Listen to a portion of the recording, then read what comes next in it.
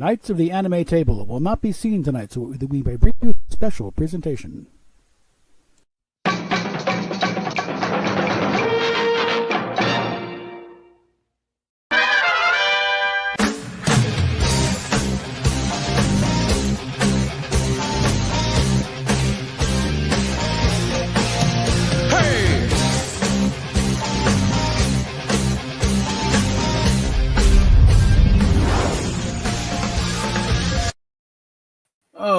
Okay, we're gonna go and just get on in here because we're taking a week off from the Knights of the Anime Table. Just got everyone take a breather. Also, a chance for Rosetta to get home for at least a little while. But apparently, she's having to go right back. It's nuts. But let's go ahead and get this all lined up. Apparently, another case of my mouse being a little spastic today. So, come on. Get that down there. Get rid of that. And let's actually start off looking at the shops that I haven't. Oh, yeah, Fred, look at the shop. Look at the shop. See what we got here. So, yeah, we got Squid. I'm sorry. I'm passing on this. Mm-hmm. Apparently, if you want to, you don't really get anything particularly great. A loading screen and a sigil frame.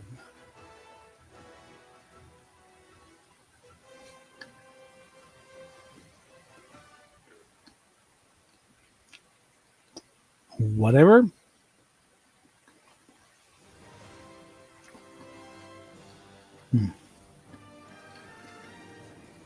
I'm not sure what this is, but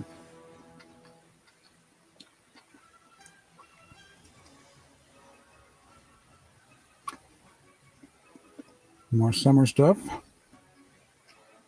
Mm-hmm. Yeah. Nope. The same stuff as before. Definitely not. No. There we go.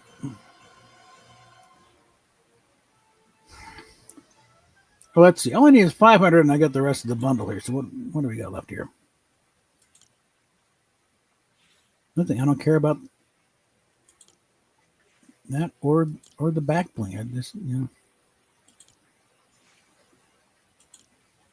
it's like no. Now I already got Nick and all that. So. Don't know, don't care. Okay.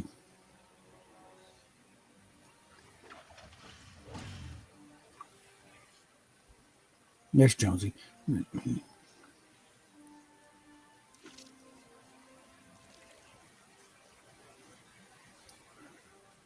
Uh-huh.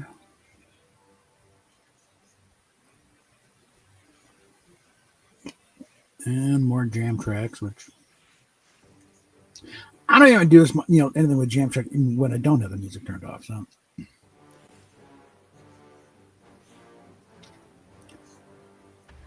Now let's see.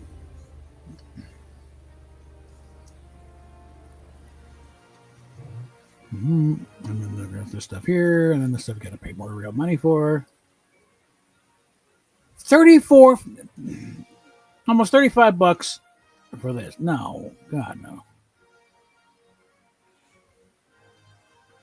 So let's see. What do we got next on here? I got to deal with.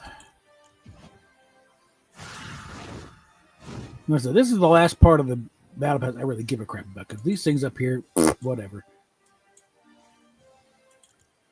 Anything else, I'm just don't really care until the Superman stuff opens up. So I think next we'll probably grab the glider. Yeah. So let's see. You go to quests. First the dailies.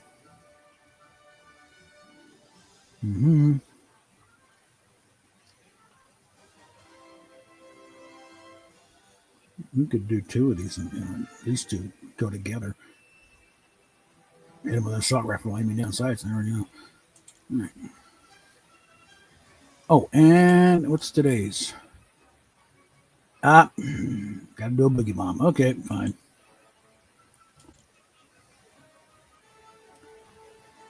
All right, jump on in.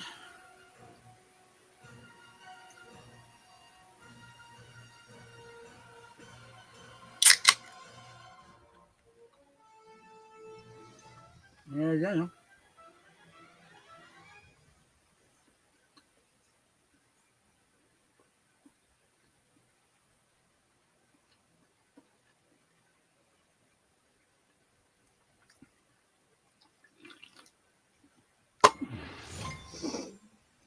All right.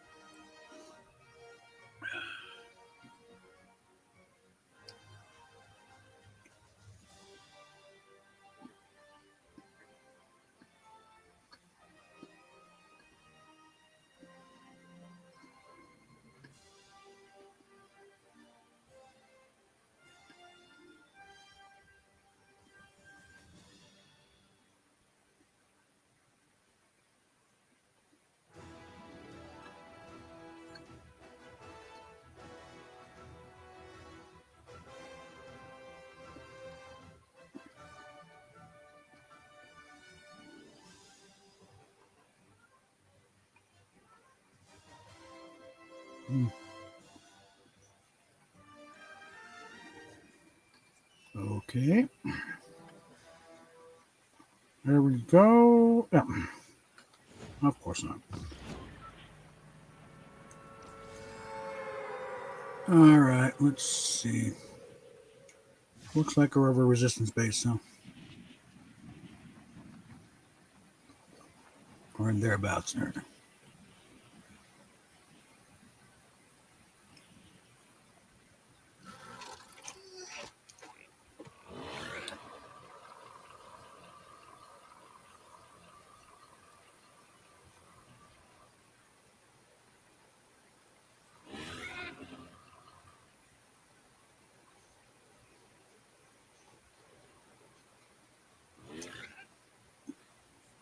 It's something that shoots first. Right?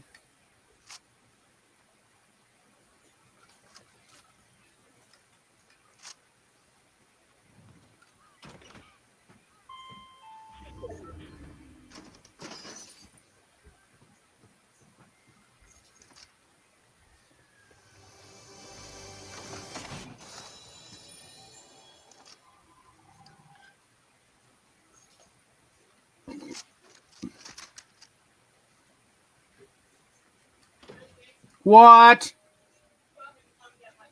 Will you wait a minute?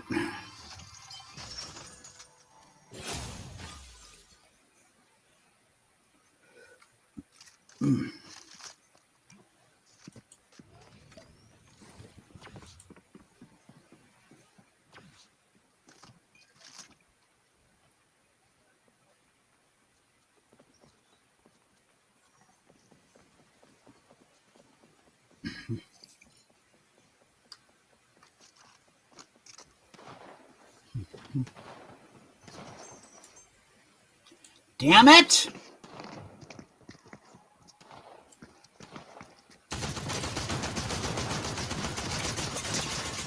Bitch!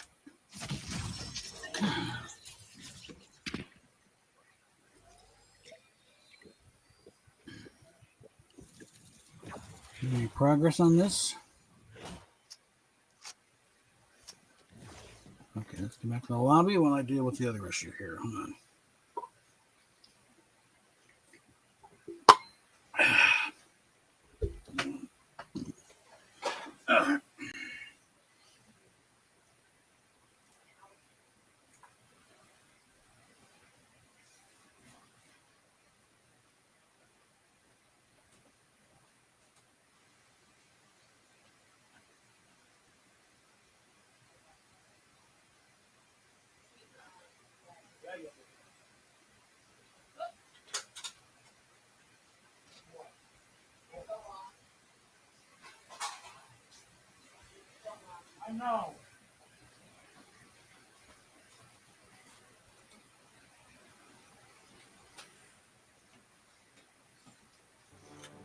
Okay.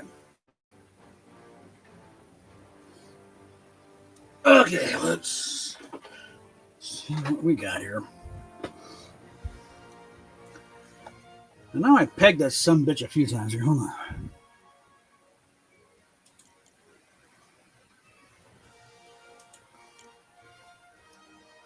Okay, so I didn't get most of the way there. Just got to score 20 hits. So that's 17 to go there. Hit him 3 times. We're 69 points. Progress. All right, let's go and get back in there.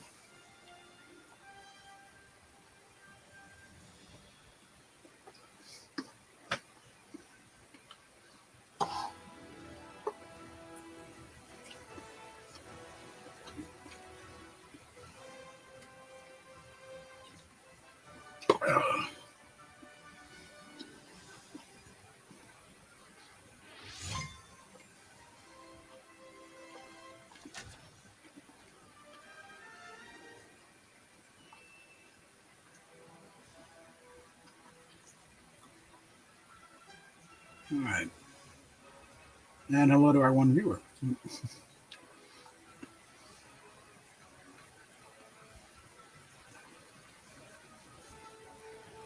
Oh, 3 viewers. Okay, catching up.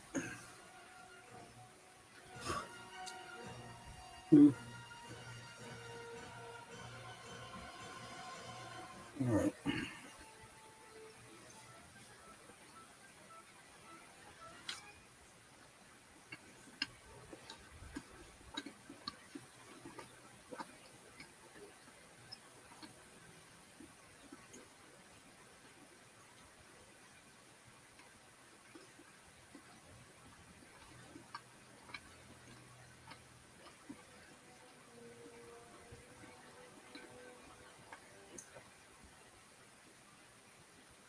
All right.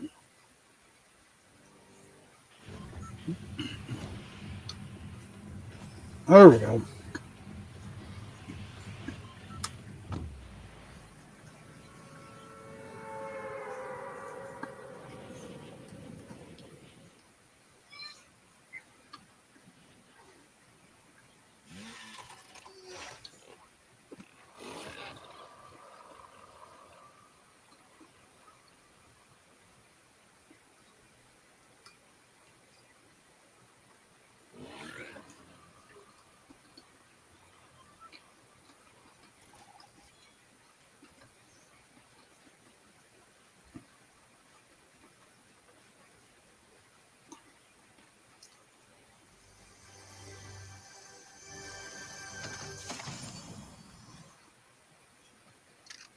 All right.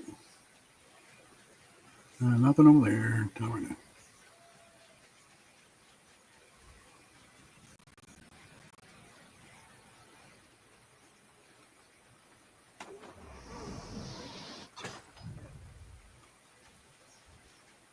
Whoa. Watch your step.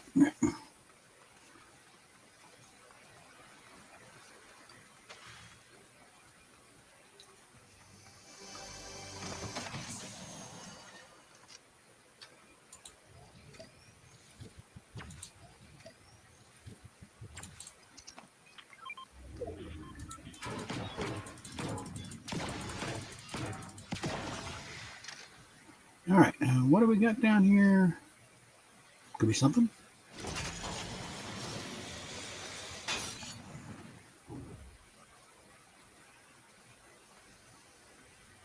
Yeah. Why not?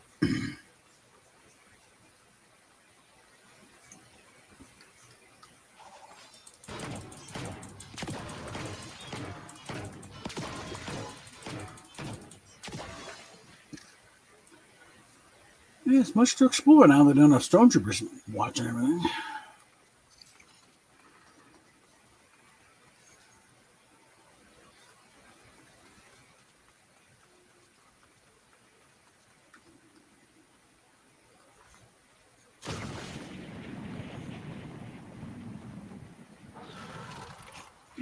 Hmm. I think the zip line is more of an escape route more than an entry.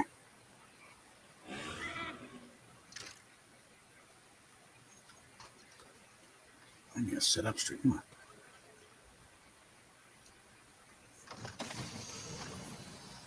I already got all that. Okay. And someone has been down here. Okay.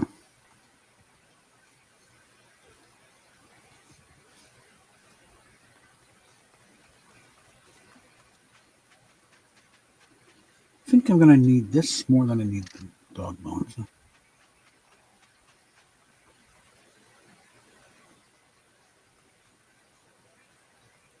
I think I better get the hell out of here.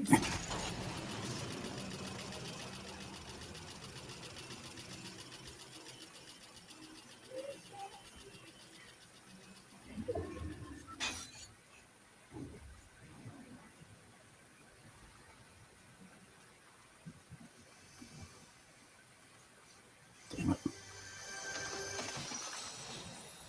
All right.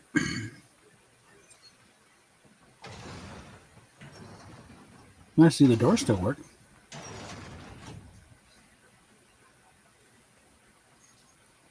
Okay.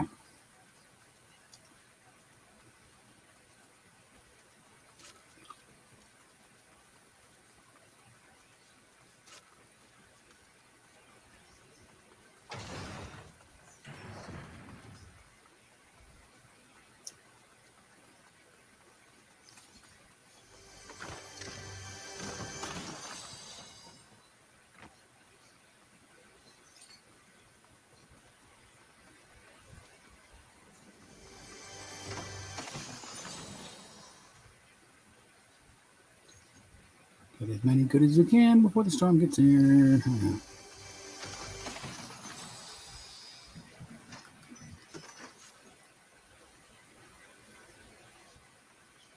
I know I heard somebody running around up here. And jet.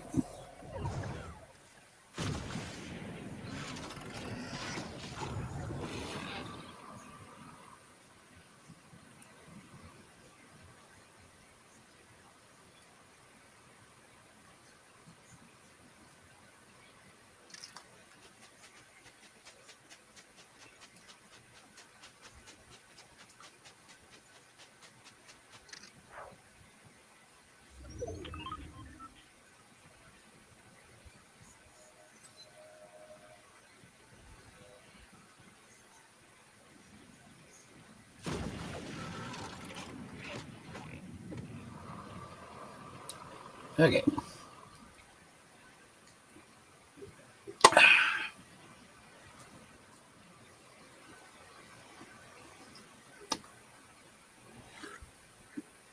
Shit.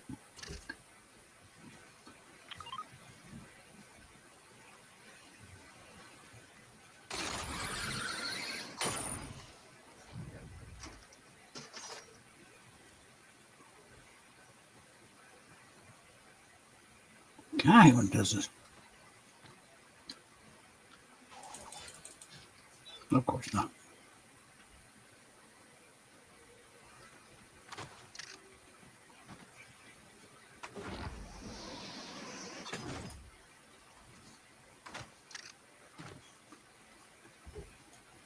Yes, I've done it many times. Get up here and there we go. That's it.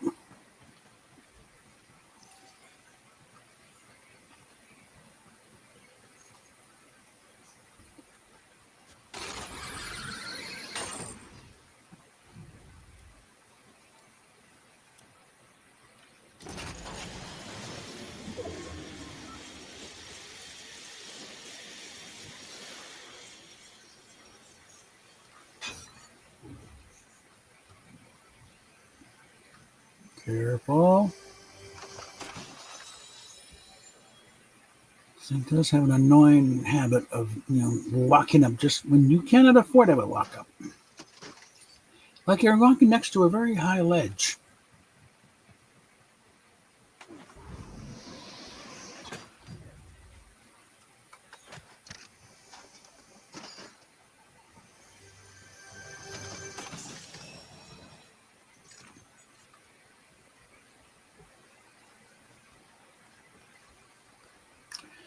No,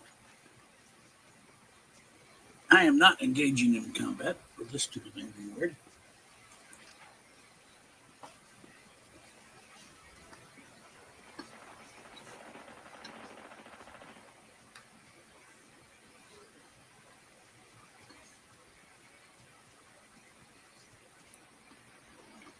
Not until I get a few more reassurances it's not going to go strange on me at the wrong moment.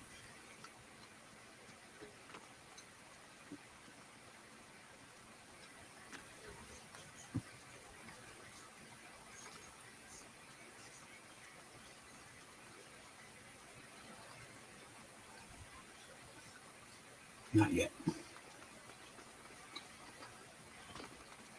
There's always the standard ones.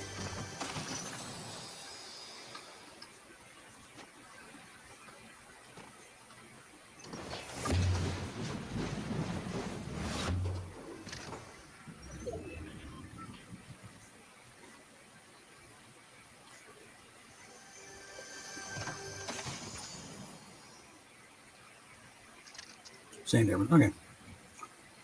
Huh.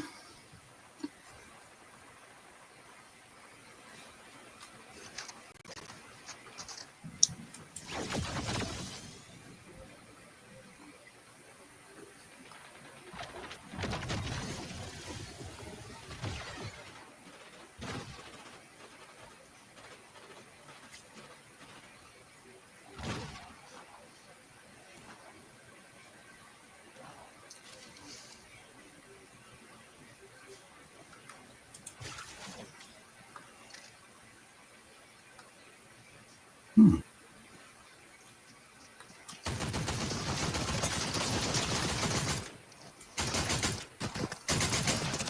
Damn you, cunt little shit. Yeah. Well.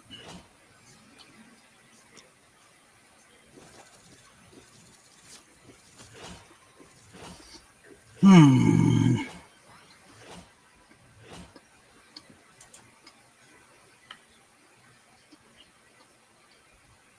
That wasn't a case of locking up, a case of fucking reloading.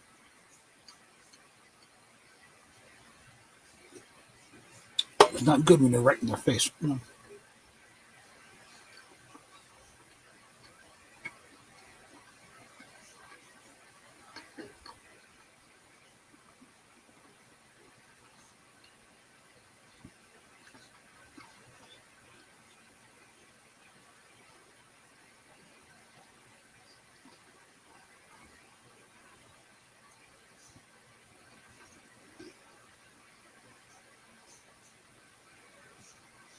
All right. And no. Actually, hold on. Got something to pick. I think we'll go with that.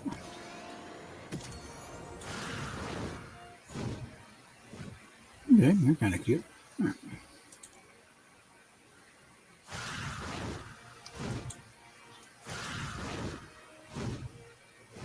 So I'm going to level up 2 more, get another one.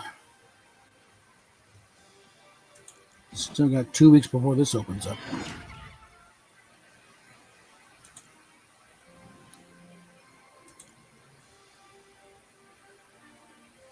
All right, so where are we at here?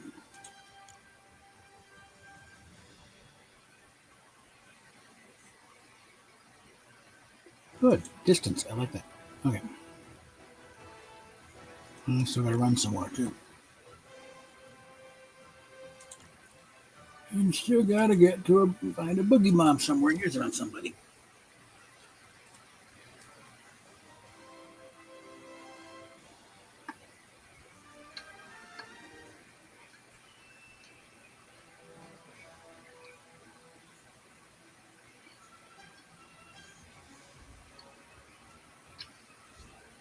Let me check that real quick.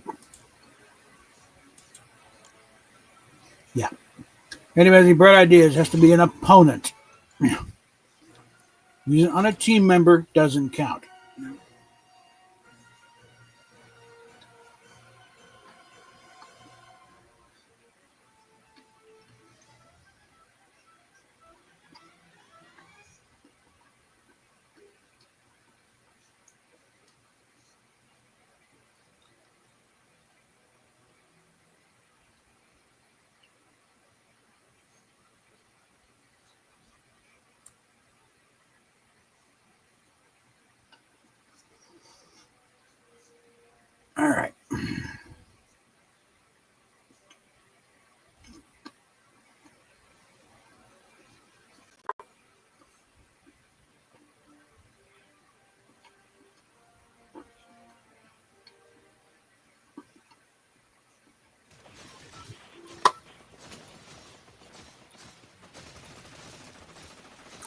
Let's see about leaving the academy.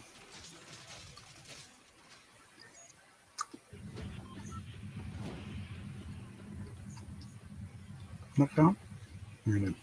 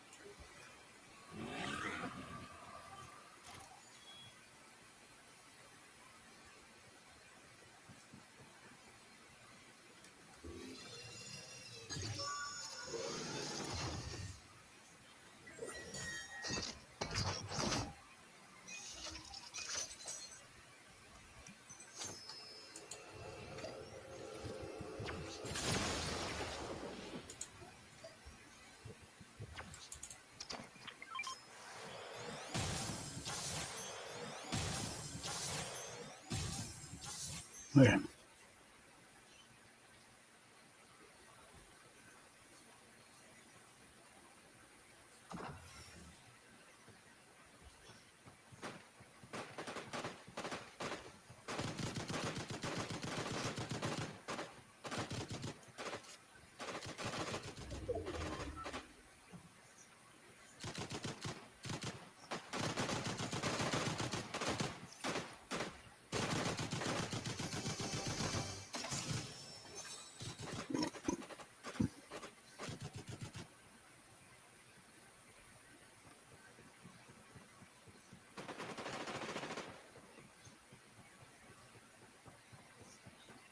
Wait a minute.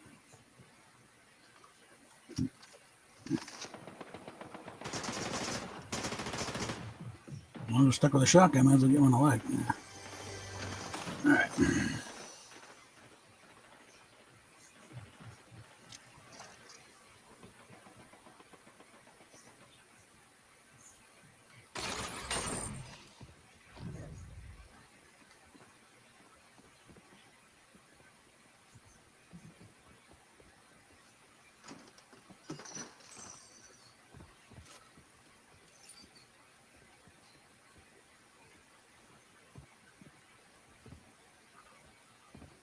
Hell, come on.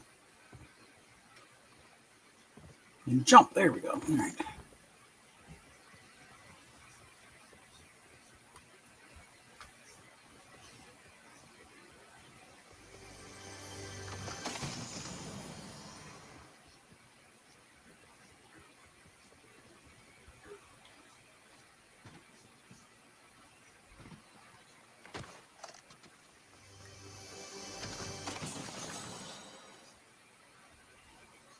Hi.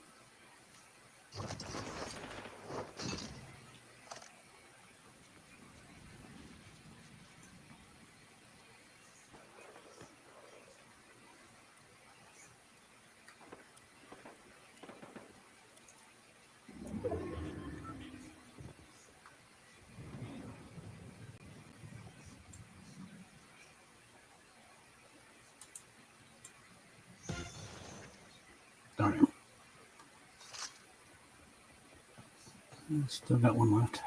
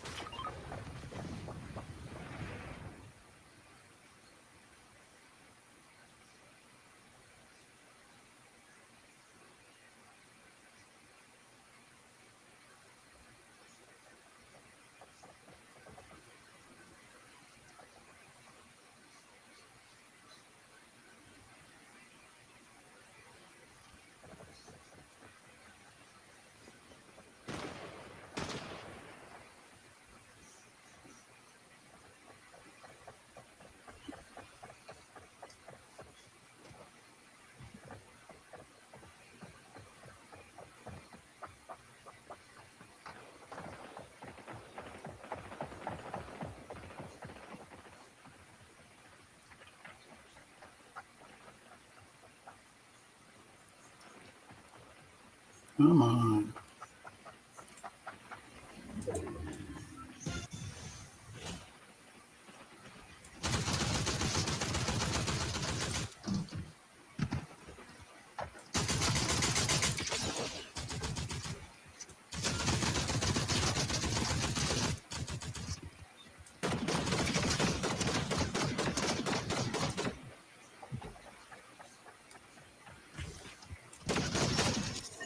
Gotcha.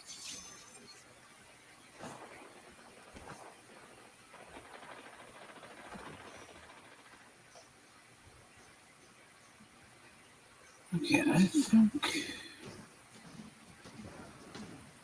Whoa, it's a big drop. All right. Now with it. I'm in.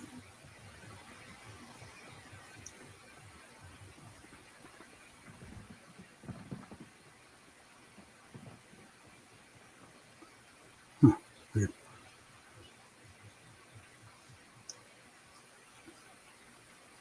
Now I'm gonna take the big move here.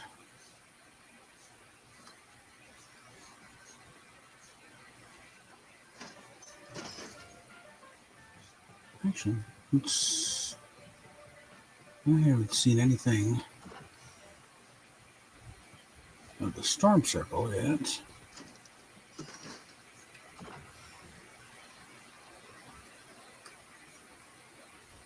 They fell down in there. Okay, how nice.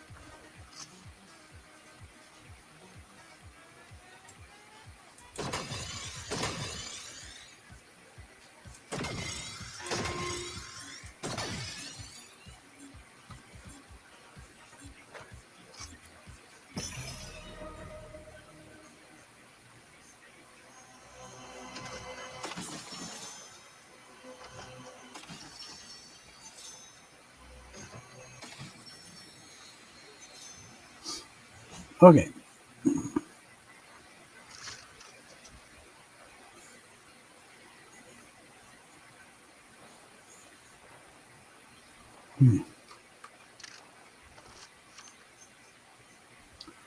First things first, let's move that a little further down. And that over there, something.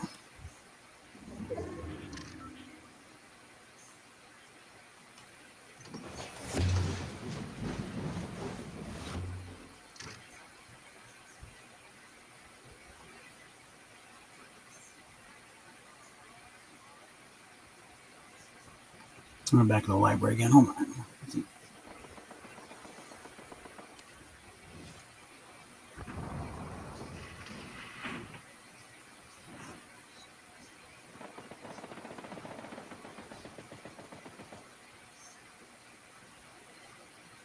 You need to get to the science department.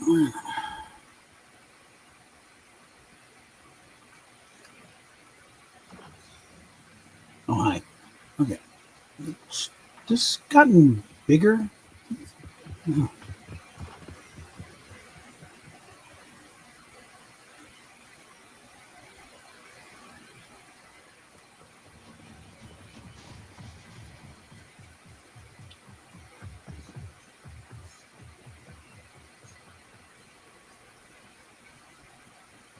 okay, that way.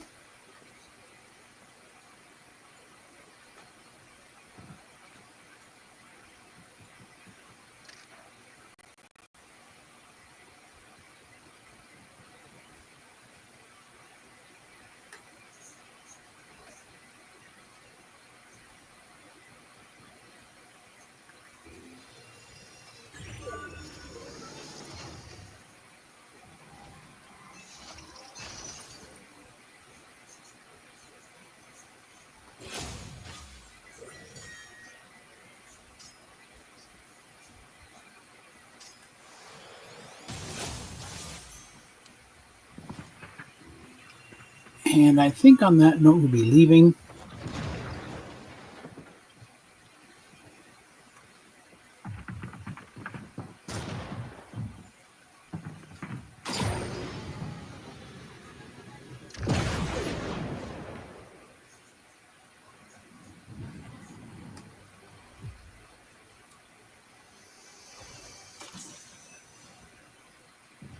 Yeah, that was actually a pretty good move. That storm circle would have been a bit of a munch. All right.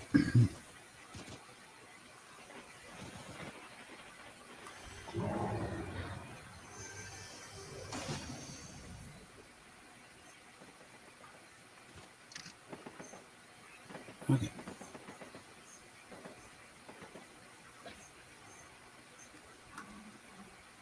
All righty. I think we're probably going to concentrate on getting the hell out of here.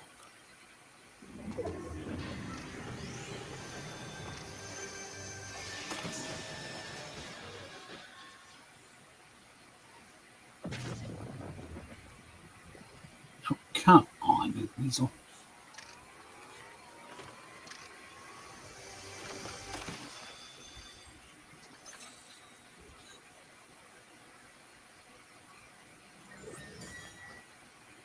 I think we'll go with that. All right.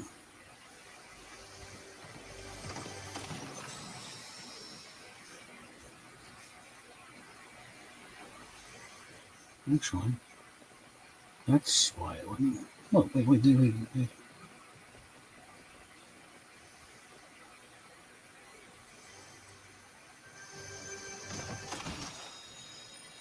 No.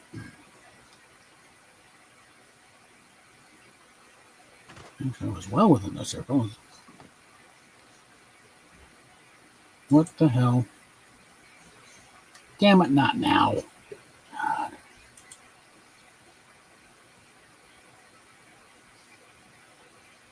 Of all the damn times to lock up.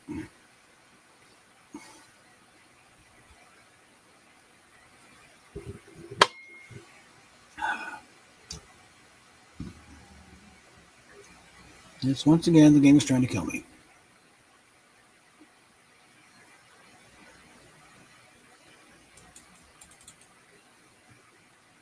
Come on. Let me out of here.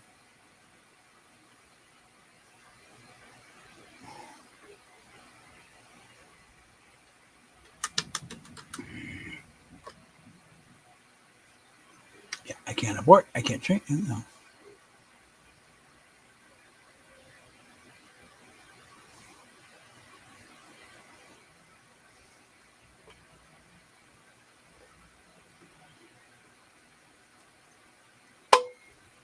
Oh, come on. It's like the circle is right there.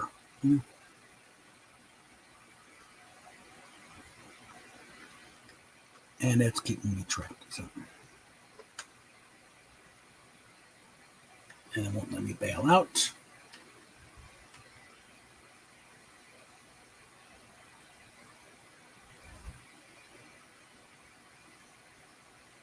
All I can do is wait for you to kill me or, something.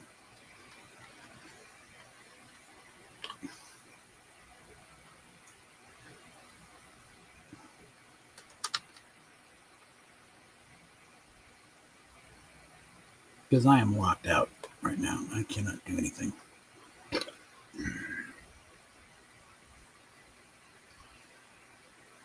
So it's entering its troublesome phase. Come on.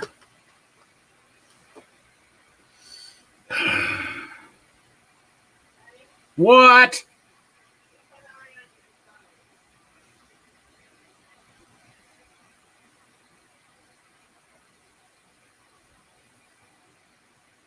There we go.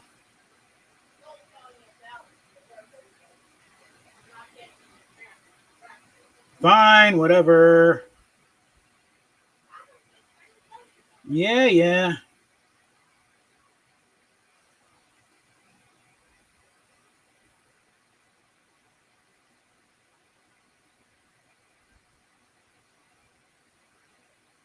Game's getting stupid on me anyway. Here, the game is getting stupid on me anyway. A connection scored up on me.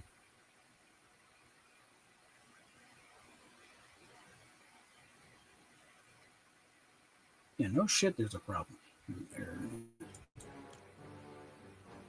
However, close to leveling up, so let's see what we can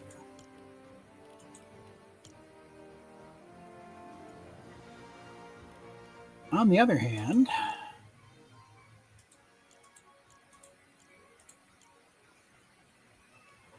you get the boogie bomb. So that's 5,000 right there. So continuing.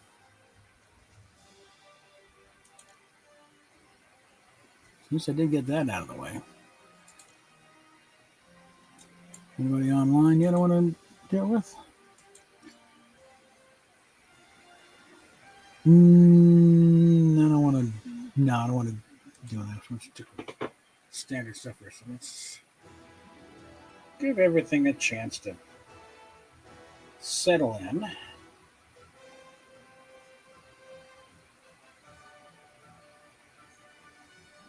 On the side, I am currently working on trying to get the cage. You know, taking the first Star Trek pilot, the cage, the menagerie, the men.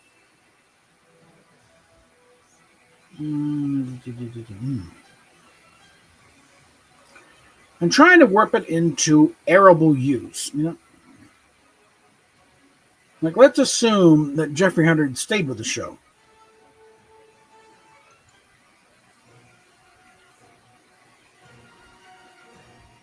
Well, that would have been extra emphasis that we need to use this pilot here. You know,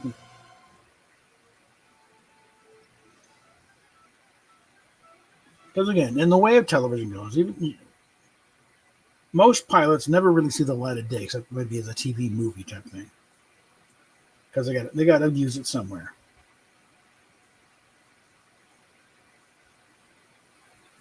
But even shows that sell, oftentimes you never see the pilot. The pilot is strictly for the network. It's to sell the show. It's to sell the idea. This is what we want to do, and the pilot is just a sample. And frequently, between the pilot and the actual series, there's significant changes, such that there's no point airing this; it would confuse people. Like, All in the Family went through a couple of pilots because also, thing is, multiple pilots is not unusual. It never has been. It's been. I mean, a lot of times it's like, they sell a pilot, the network says, nah, no, one pilot is usually all they need to determine whether or not they want to do a show or not. But sometimes and frequently through the years, as long as there's been television, many things have gone through multiple pilots because they like the idea, but we don't think you quite got it. Let's try it this way. See if this works.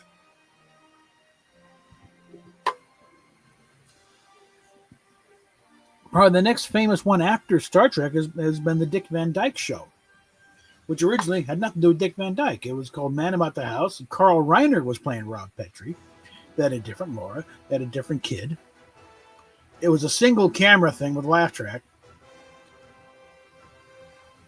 And just following the day-to-day life of a TV writer. And again, it was single camera following along. But whereas when they went to, they revisit again. Okay, we like the idea. We don't want you in it. We like your writing. We want you to produce. We want you to write it. But we got this Dick Van Dyke guy is coming on. Let's just try him in that role.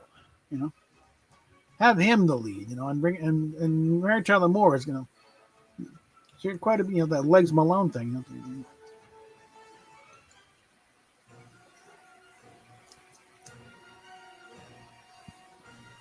And make it a 3-camera setup with an audience.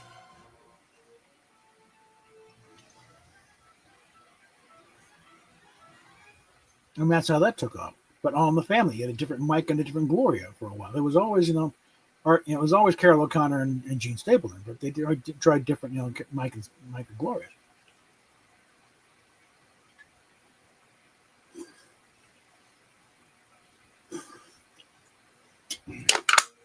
before they could find a combination they liked.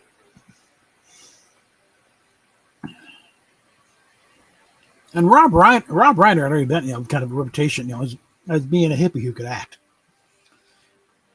Because he really is a lefty, but he can also act. He can deliver.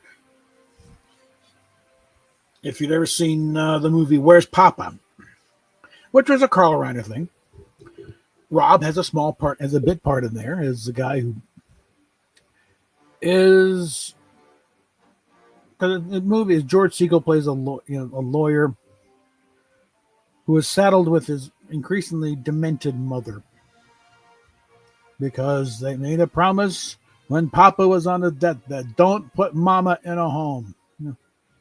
And so he's kind of stuck with her. The brother's Rob Liebman, and he can't do it. No, I got my own family. You're stuck with her. And as an example of what he does for his day job, it's like he's defending this guy, Rob Reiner, who's a hippie, who he apparently shot the toes off of on a general. This is during the Vietnam War. The idea being, he didn't try to kill him. He shot, made him just, unable to, perform his duty, unfit for duty,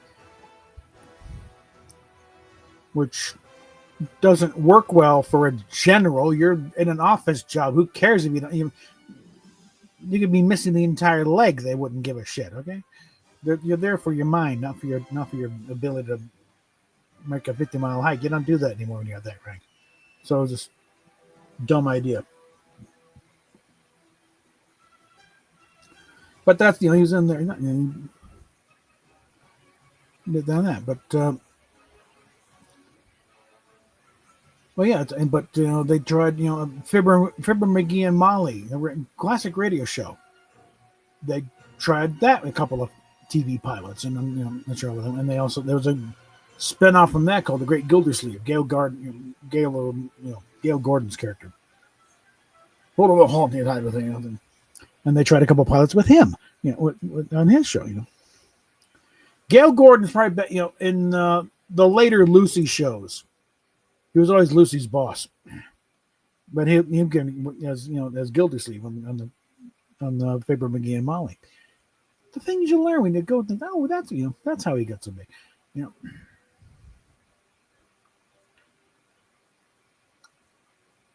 But I think the perfect what it's like Jack Benny in the sense that Fibber McGee and Molly. Always the gag at the end was someone would open the hall closet and just you'd hear the stuff crashing out. One of the great things about radio, especially comedy, is the theater of the mind. Anything you think up is going to be much better than whatever they think they can put on stage. Like Jack Benny in his vault. Them just trying to imagine the insane security levels and going and talking to guards and watch the alligator pit thing. That's right.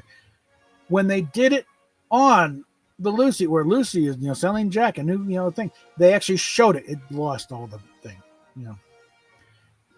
because TV you have to have it brightly lit and stuff. It loses it when you actually see it. The limitations of TV and stuff. So.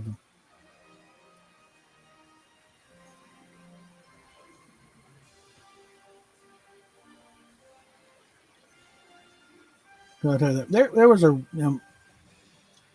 before I start waxing poetically about days of radio. Well, let's see. Before I jump in, I will tell you that. My folks used to get the old.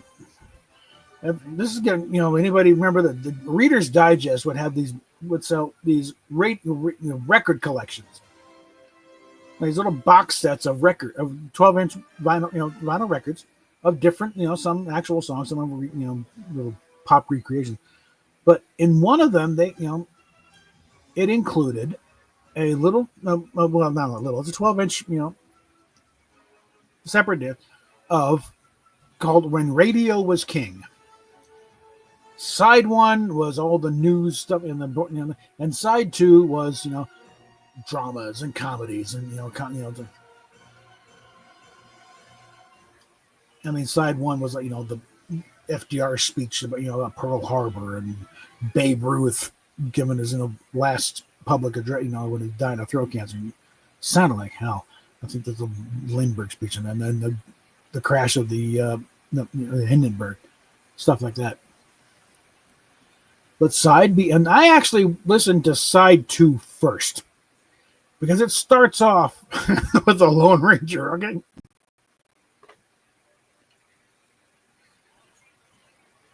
I love that record. I mean, listen. I mean, before the narrative kicks in, it's just by a special recording, the Lone Ranger, and the William Tiller kicks in, and then the guy comes about, back in the day, and all kind of adventure, and they had intros, like, the Lone Ranger, the Shadow, Sherlock Holmes, and the comedies. They had Fibber McGee and Molly, and they, her little Walter Winchell, some of the gossip.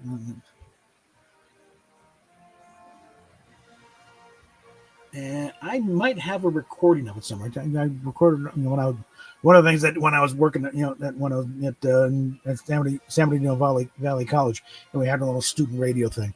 Of course, we had a little thing. I had to run to the place when the thing wasn't on the air. So, what? Fine. So I made a point to run that off on a cassette tape somewhere. So hopefully I still got that tape somewhere. All right, I'm gonna let's see. I'm going to throw a video up here real quick. Once I get that pulled.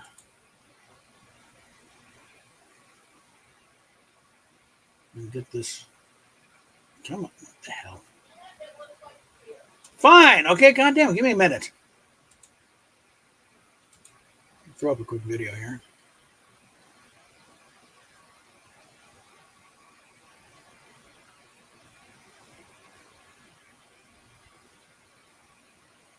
In fact, if I can find that recording, I might do something about that, because that's one of the things that really turned me on to radio. Just the whole theater of the mind thing.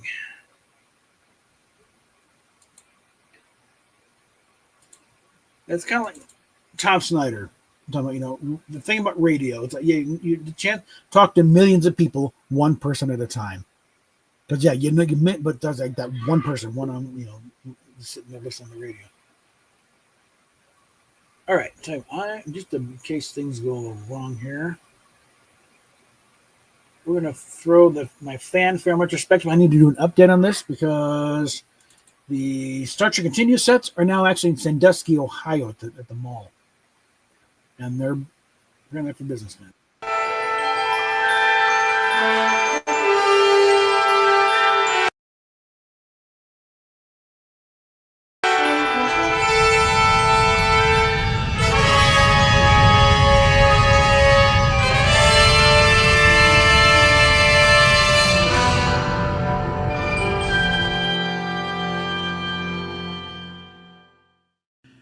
A fan film is exactly what the name implies, a film made by fans of a particular subject. And in the case of Star Trek, these amateur productions have been around almost as long as Star Trek itself. The earliest publicly available example dates back to 1967, while Star Trek was still running on NBC. Titled simply Star Trek, it's about what you'd expect of the genre at the time, kids utilizing the family Super 8 camera, makeshift uniforms with hand-drawn insignias, use of the model they got for Christmas, etc. The first noteworthy attempt to kick things up a notch came in 1974 with now partially lost John Constantino's Paragon's Paragon, essentially an adaptation of James Blish's Star Trek novel Spock Must Die. The film ran for an hour, shot on 16mm film, features a full-size recreation of the bridge set, more or less, and presented an ambitious variety of special effects on a budget of around $2,000, roughly $10,000 in today's dollars. Something to keep in mind is that through much of the history of fan films, Paramount gladly turned a blind eye to such activities. Not only fan films, but bootleg ship models, costumes, and fanzines, so long as they didn't make any actual appreciable amount of money off of their intellectual property. I.e., not enough that it was worth it for Paramount to unleash their lawyers and shut it all down. The next major attempt at a semi-pro level fan film came in 1985 with Yorktown, A Time to Heal, with the key selling points being the inclusion of George Takei as Sulu and James Shigeta as Admiral Nogura, the admiral who gave Kirk back command of the Enterprise in Star Trek The Motion Picture. This project even got a write-up in Starlog magazine at the time. Unfortunately, production was abandoned before completion and lay dormant for nearly 20 years when work resumed in 2010. In April 2022, the longest gap in production history ended, and Yorktown: A Time to Heal finally hit YouTube to mostly positive response. December of 2002 saw the debut of Starship Exeter, featuring the adventures of a decontaminated and recrewed USS Exeter, last seen in the infamous original series episode The Omega Glory, with her crew reduced to white crystals. Under the command of Captain John Quincy Garrovick, cousin to Ensign Garrovick on the Enterprise and nephew of the late Captain Garrovick of the Farragut, both referenced in the original series episode Obsession, we meet a fairly diverse and interesting group of characters, and the first fan film production to present us with accurate recreations of the original sets. Uniforms and hand props are one thing, but building full-size sets is a whole nother level of commitment. Even most productions nowadays tend to go for the cheaper option of green screens and CGI recreations. The debut episode, The Savage Empire, showed great promise, claymation monster notwithstanding, and a fan following started to take shape. Unfortunately, the second episode, The Tresarian Intersection, ran into the common enemy of most fan films, specifically real life.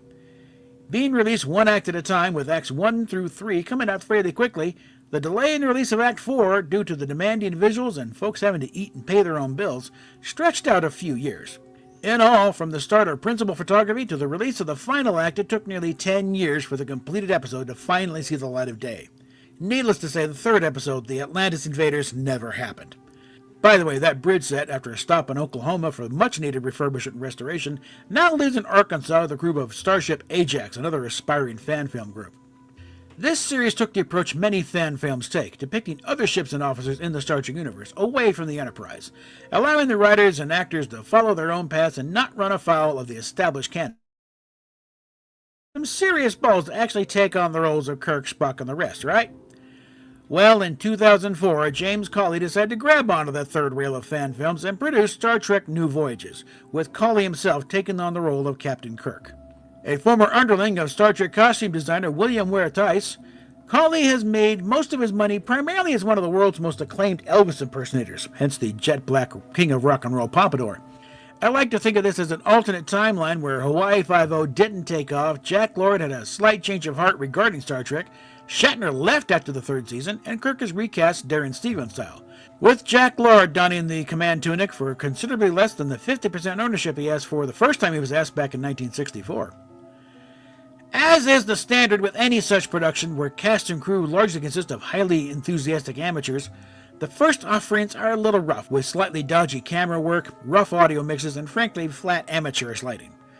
Thankfully, these issues were quickly resolved with subsequent episodes, although the second episode, In Harm's Way, became a touchstone for how not to depict the Enterprise. Whenever you hear complaints about the Enterprise being zipped around like a colonial viper, this is where that happened. In 2008, the production changed its name to Star Trek Phase 2, a clear nod to the planned Star Trek Revival TV series that was shelved in favor of Star Trek The Motion Picture, itself an adaptation of what would have been the pilot episode for Phase 2. This wasn't just a clever rebranding, however. The intent was to produce some of those unproduced Phase 2 scripts. This only got as far as The Child, a script that had already been adapted for the Next Generation's second season to get around to writer's strike at the time, and Katoomba, a John Meredith Lucas story about the Klingons that required some serious reworking to bring it in line with Klingon society as we knew it by the time of Enterprise, and featuring future Captain Kirk Vic Mignogna as a villainous Klingon. It was while developing a Norman Spinrad script, He Walked Among Us, a script initially pitched for the original series as a vehicle from Milton Berle, believe it or not, that the friendly folks at CBS chimed in to remind Cawley that they still own those scripts and would really prefer that nobody else produced them. This was around the time of the J.J. Abrams Star Trek movies, and CBS, or at least Bad Robot, developed a serious case of territoriality, putting the kibosh on that idea. Remember, this was the same period when Bad Robot tried to tell CBS to stop merchandising anything connected to the original series, prompting CBS to instruct J.J. Abrams to do something anatomically impossible to himself. This also marked an end to Cawley's turn as Captain Kirk, citing both scheduling issues and weariness of the blowback from Star Trek fans who weren't very charitable to his portrayal of Captain Kirk, prompting him to pull back a bit to focus on producing the show, and bringing in actor Brian Gross to take over the role of Kirk for the last of the production's 10 episodes. Cawley's last official on-screen appearance in the series was as a demented mental patient who thought he was Elvis in the adaptation of Shirley Miyuski's much-beloved fanfic Mind Sifter. Although there is his turn as Kirk in the unfinished episode Origins, an adaptation of David Gerrold's original series pitch The Protracted Man, which also gave us a look at things to come with return appearance of Vic Mignogna, this time as Jim Kirk's father, Commander George Kirk. Although Starship Exeter initially kicked off the current state of fan films with faithful recreations of sets and higher quality visual effects, most folks looked at New Voyages as when Star Trek fan films kicked into high gear, partially because Cawley did grab that third rail of taking on the role of Kirk, garnering a lot of attention both pro and con, and the fact that this production had the active participation of actual Star Trek veterans both in front of and behind the camera, most notably George Takei, Grace Lee Whitney, and Walter Koenig, reprising their old roles of Sulu, Rand, and Chekhov, even giving William Wyndham a chance to give Commodore Decker a happy ending, but scripts from D.C. Fontana, Mark Zicree, and David Gerrold, who finally got to produce a version of his rejected next-gen AIDS allegory script, Blood and Fire. Gerrold would later take over showrunner duties on Phase 2 until they shut down in 2016. More on that later. It was during this period that more fan groups were inspired by New Voyages and Exeter to build their own sets or arrange to borrow sets from other groups, and the Star Trek fan films entered something of a golden age. Which brings us to the high watermark of this cultural and creative process, Star Trek Continues.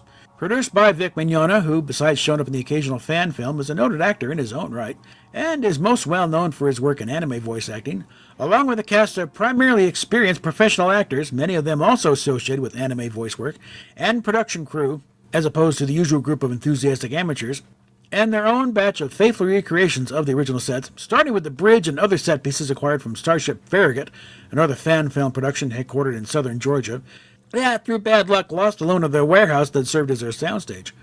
From there, more sets were recreated, eventually including a stunning recreation of main engineering.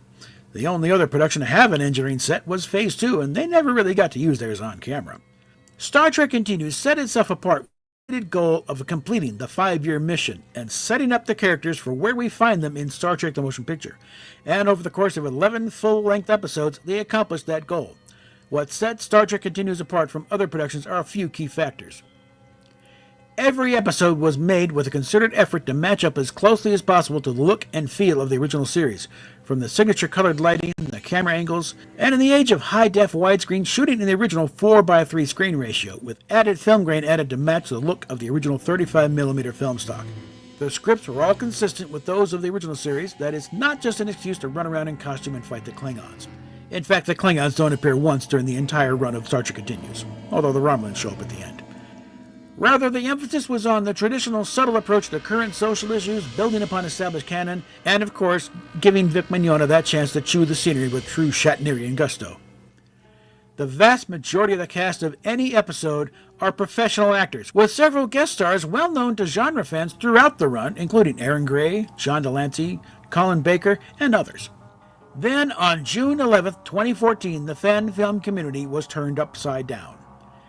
Famous fan Alec Peters, previously known for his dealing in rare Star Trek collectibles through his company Propworks, released a 20-minute documentary-style short, Prelude to Axanar.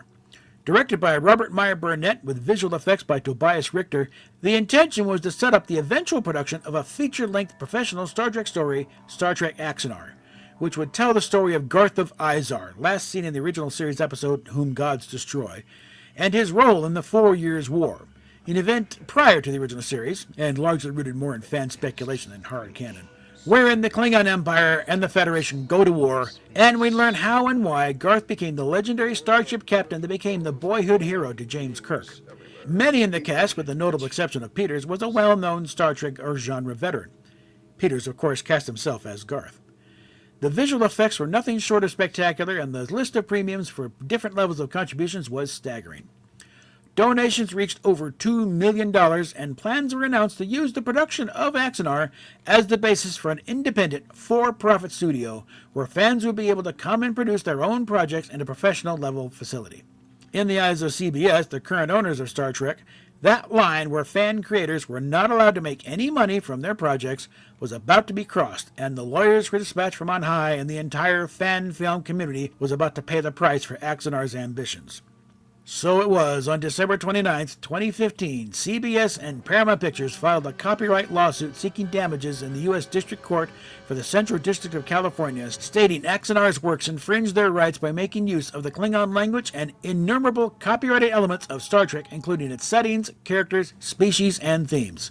The sword of Damocles that had hung over fan projects for decades had fallen, and Alec Peters, who likes to describe himself as a lawyer even though he's never practiced law anywhere, seems to revel in the attention and the conflict, while the entire fan film community very nearly ceased to exist in the carnage.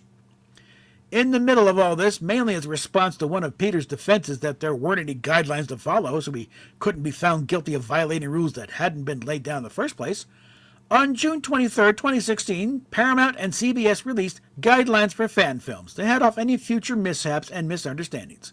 The days of the property owners turning a blind eye to fan activities had come to an end. Groups that had projects already in active production were allowed to finish up as planned, allowing, for example, Star Trek Continues to complete their final batch of episodes. Phase 2, on the other hand, decided to just shut down production entirely, turning their soundstage into an officially licensed tourist attraction, giving fans around the world a reason to travel to upstate New York. Star Trek Horizon had just released a feature-length film set during the period of Star Trek Enterprise, ironically on the Starship Discovery, and were planning a sequel when they received a relatively cordial advisory from CBS not to do that, so they just abandoned the project. Everyone else pretty much sat back and started rethinking their projects. The outcome came on January 20th, 2017, when all parties agreed to a settlement wherein Alec Peters and Axanar Productions promised to make substantial changes to Axanar and agreeing to abide by the newly minted Guidelines for Fan Films, meaning that instead of the planned 90-minute feature, Axanar could be no longer than 30 minutes in two 15-minute segments with no ads allowed. So on March 31st, 2024, after $2 million in contributions, over 9 years of delays, numerous lawsuits filed by Peters against former production associates and critics, copyright claims to material he doesn't really own in the first place, and while still owing CBS over $300,000 plus interest over the lawsuit settlement, their much-heralded short film, The Icarus Maneuver, was released, utilizing an extensive visual sequence directed and designed by Rob Burnett and Tobias Richter way back in 2015, a sequence Peter claimed he never got and had been stolen by Burnett, and the video was promptly taken down on orders from CBS for violation of the settlement agreement. What we'll get next from the Axanar side of the fan film quadrant is difficult to say, but it appears CBS is about to have the final say. Elsewhere in the fan film community, things are going on swimmingly as creators adapt to the guidelines and learn where they can stretch them a bit and where they need to back off.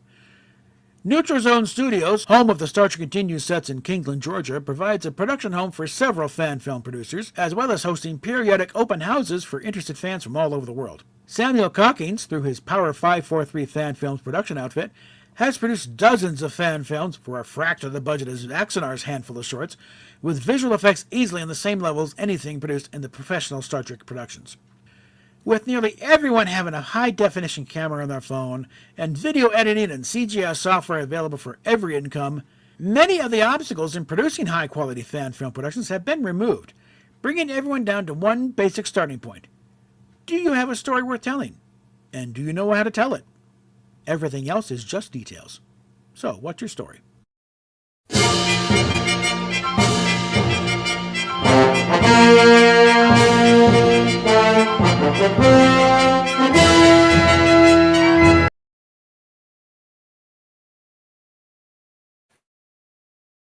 Okay, let's go ahead and get back in here. Now we've gotten our Amazon delivery thing out of the way.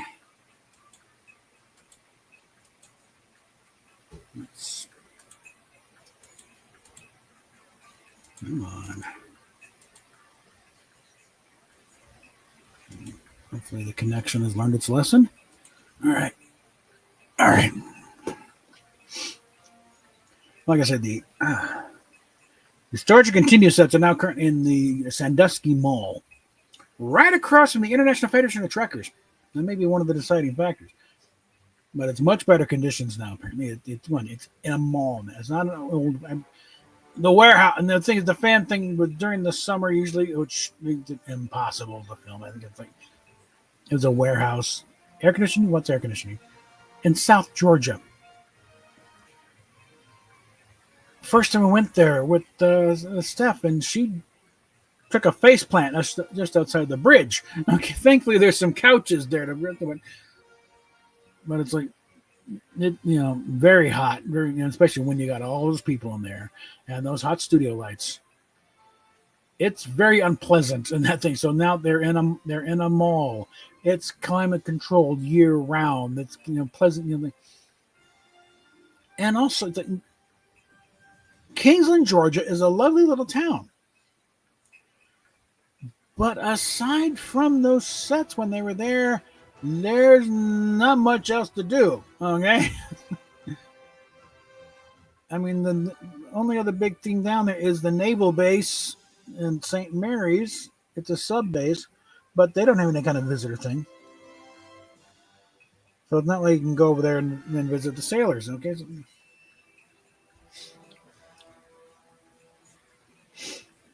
Whereas it's at a mall. You got shop. And again, you got International Federation of Trekkers right across the causeway there. And probably free labor for the sets. I'm sure there were plenty of them. Hey, we got to put these sets back up. There's a food court down there. It's a full shopping mall, and plus Sandusky has lots of stuff going on. They got an amusement park and everything, lots of touristy stuff. And there's hotels nearby, and everything's ready. So it's kind of on the destination, thing one of these days. Right, I should check, but I think it's really not far from I-70, but plenary. All right, let's see. Let's see where everyone is here. They're still doing card games here. And anime in there, and no sign of Raquel. So, okay. So what do we got left to do here? The way it's going, I'll probably get the running now before I get the thing with the assault rifle. So, all right.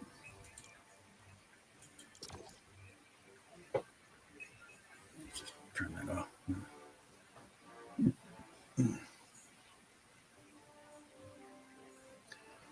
Oh, and still no word from Indy about, saving her file. So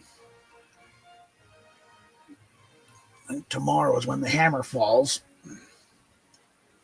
We'll see if they're still up on that other site. If they still have them afterwards. Because apparently they're going to start pulling stuff off of Fainsley itself.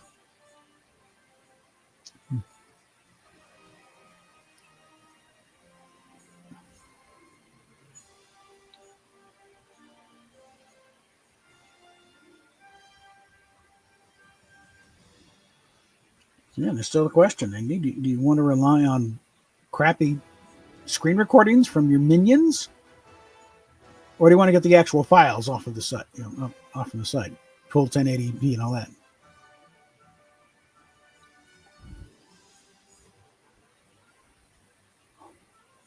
And again, my price is very simple. Just simply apologize.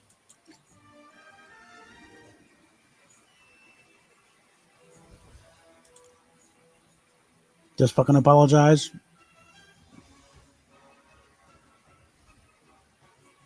For a few things, actually, not just that stolen valor crack, but also the alleging things that were not true.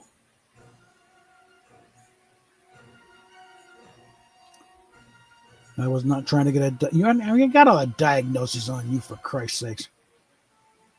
I wasn't trying to do it. They weren't going to try to get you committed. You got me killed. How? Nothing I would have done would have put you in danger at all, you stupid little fuck.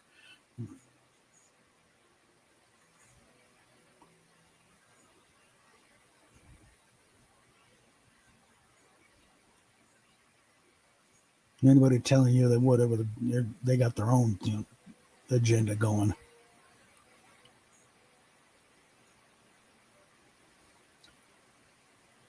And the fact they're cheering on this delusional behavior means they do not have your best interest in heart there. They want to see what they can get you to do. You're their home entertainment system. You're not a friend to them.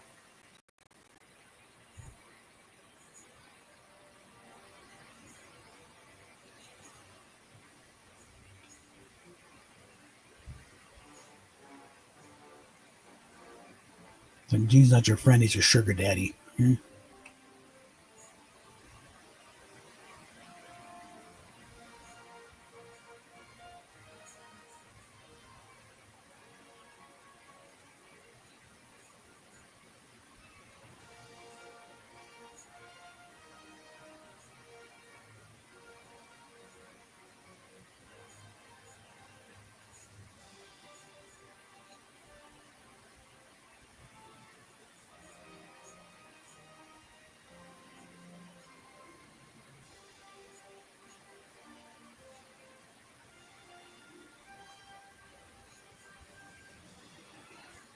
All right. We got 5 people sticking around through all that, and we're waiting to get. Oh, help if I hit the button, wouldn't it? All right. I don't know. Did I hit it earlier or just brain fart? I'm about ready to level up one more time here. So.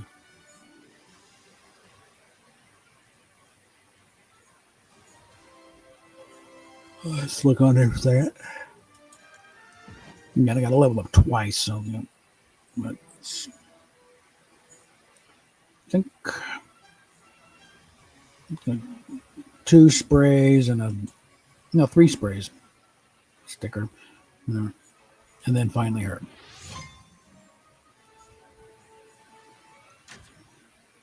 Beyond that, I couldn't give her a rip. I just put it on auto at that point.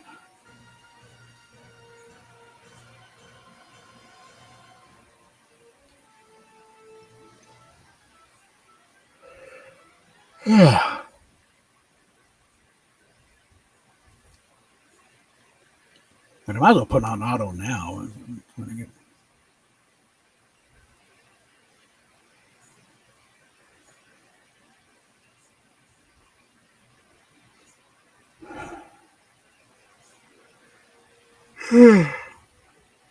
Oh,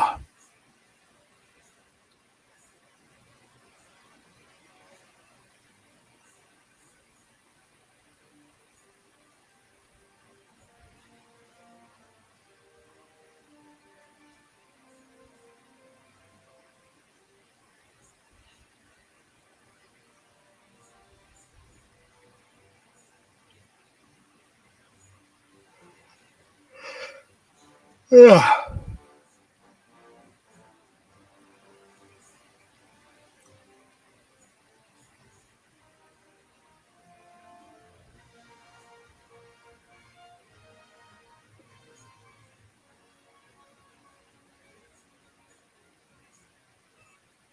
Okay. Go. Where are we at? Yeah. Oh, you piece of shit. At least I got to thank the bus driver, huh?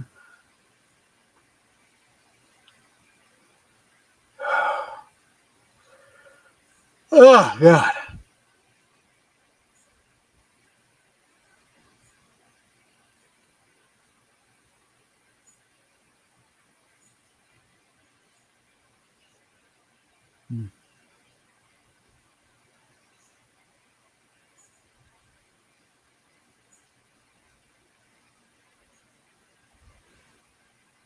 No shit.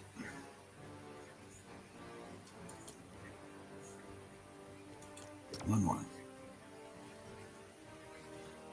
I'm inclined to call it a day and just, go lay down for a while, but I think I'm this close to leveling up. At least want to get that out of the way.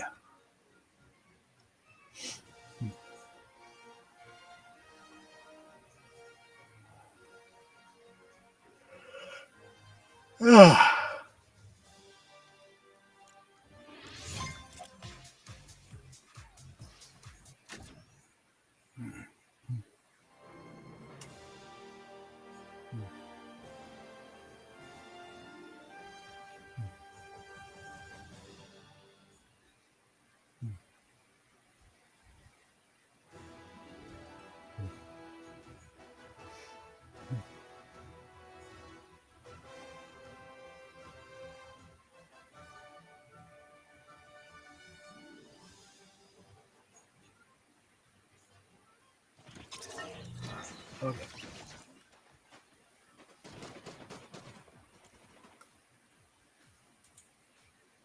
All right.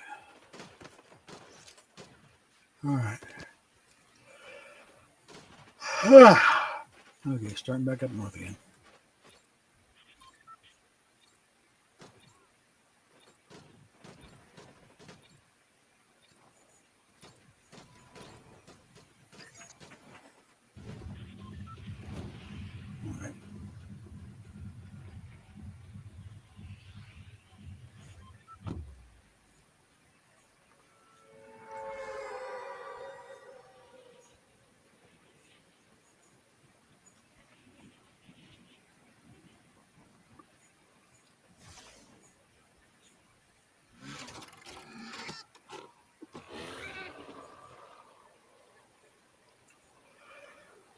All right.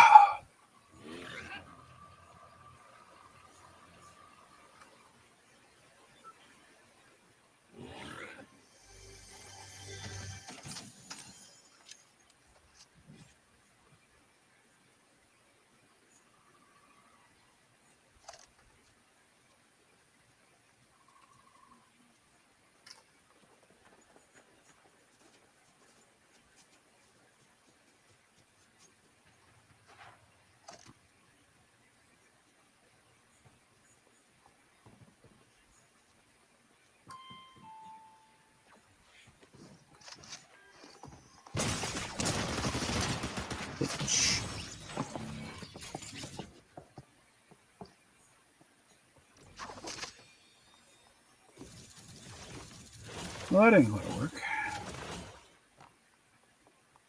Let's hurry up. Yeah, you had a little distance there. Too close to the edge.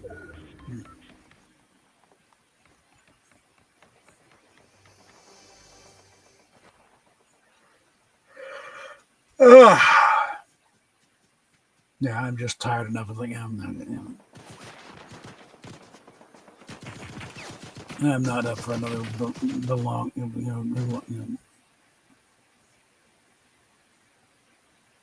elongated thing, but you're just going to get this over with. Now, one thing I'm working on right now is one of the things I want to do is it's like take the pilot of take the cage, because right as it was submitted to the network, it's slightly over an hour. Now, back in the day when 90-minute programs were not that unusual, and there were, the name of the game, the Virginian, 90-minute shows. You also had half-hour dramas. That was also, they had Gun Will Travel. It was a half hour. But they had, the the menagerie when it was submitted, it was an hour and 8 minutes or something. But if it was going to be, if it made a part of the regular episode, regular run, it needs to be cut down to 50 minutes. Right now, I've chopped rather savagely, and I've only got it down to just an hour. So I still need to lose about 10 minutes of that show, of that episode, in order to make it conform to what was, at the time, And I got it in the ballpark there. But I think right now the briefing room scene is looking big on there to chop that up to bits here. And it's like I don't want to lose it completely because you need a break. Because it goes from a scene in Pike's cell to the brief room and then back to the scene in Pike. You need something to break it up a bit. And there is some exposition in there that needs to be dealt, but I don't think we need all of it. And again, a lot of it's the same kind of cuts they made when they did the two-parter. They chopped it up a bit, a lot of it too. But I've already chopped out Spock smiling. That's gone. That whole sequence is gone. They're grabbing the plans.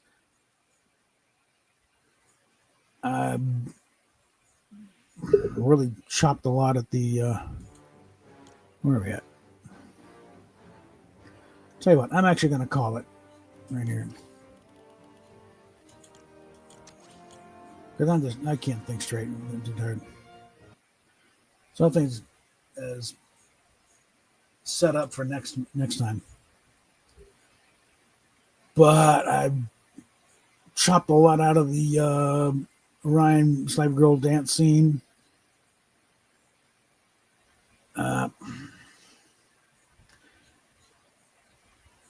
Chopped a bit on the bridge where Spock is, acting captain. That's it. We're leaving. That doesn't make him look very good. So I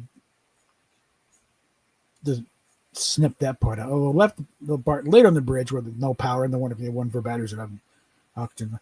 Also, something I'm rather proud. I managed to work out to snip out Tyler's line. Well, the time barriers, we're going to put that and overlap the a bit there.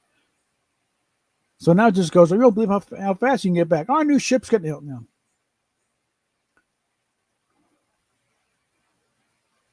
I think there's got to be more to go here. But that's the kind of thing of what it's like. Where do you cut it without losing some meaning here and there? Because when they did the Omega Glory, you had to chop it's amazing the number of deleted scenes from the original series that were just lost strictly for time. You got to get within that 15-minute bracket there because you got commercial things, you got sponsorship, things.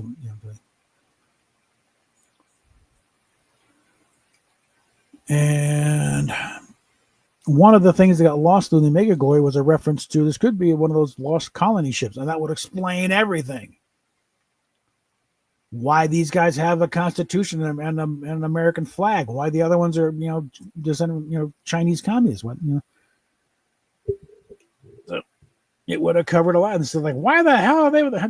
This takes parallel development a little too far. Well, it wasn't parallel; it was a lost colony ship. The generations of they forgot who they were, and stuff like that. All right, so. We've been at an hour and a half anyway. I don't like going longer than that anyway. So we're just going to call it there. We'll take a fresh one. Maybe later tonight, if we're going to invite from Raquel. But as it is, I know may go back to whacking this, episode a bit more and see if I can get it close to what it would have looked at if they'd actually aired it as an episode. In the meantime,